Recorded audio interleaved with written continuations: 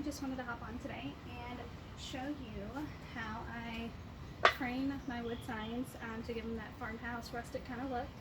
I obviously have my sign that I've already painted just on a piece of regular pine common board, some 1x2s that I've already stained, my wood glue, and of course my nail gun. Okay, I have my wood and my 1x2s. Whenever I measure out my wood, I always do my short ends on the sides and my long ends on the top. You can do it either way. This is just how I prefer mine to be done. So I always start with my wood glue, and I just put a thin, oops, this is in a bottle so it's not coming out very easy, a thin line across there.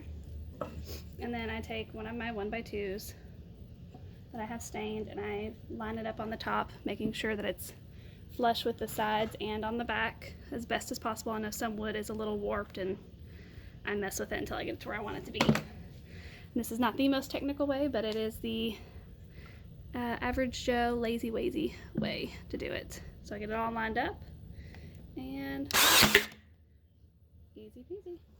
And I usually do 3, one on each end and then one in the middle.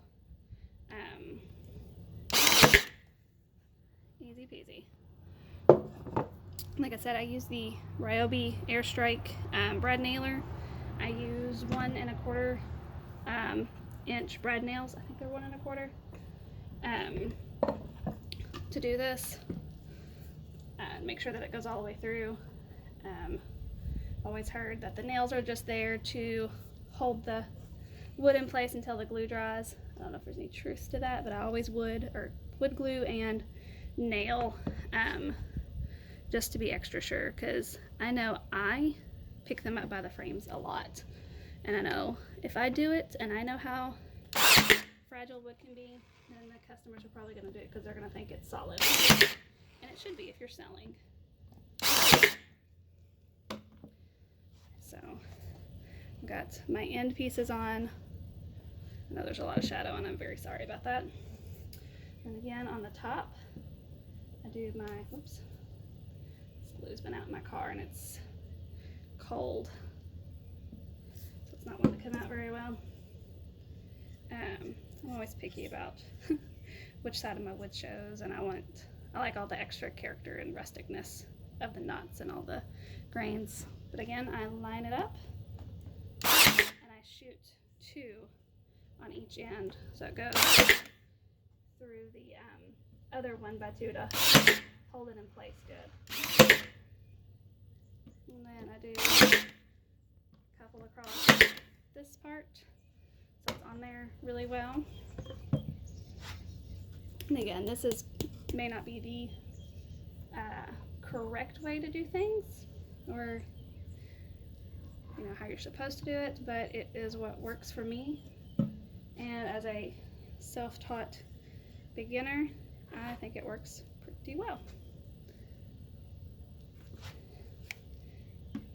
I love my Ryobi Airstrike. It is a little heavy because of the battery, but I can take it everywhere, and I usually do this inside the house. But let me get my thing out of the way, and ta-da! So it's super easy to frame. I always cut all my own wood here at home. If you don't have your own equipment, some hardware stores like Home Depot and Lowe's will cut for you, but they will charge for extra project cuts. So it's best if you're going to be doing a lot of this to get your own equipment. So if you have any questions, comment below, and I'll put in the link, or in the comments, links to the Airstrike and the wood glue and the nails and stuff that I use. So I hope this video helps you learn how to frame your own wood signs. Thanks for watching.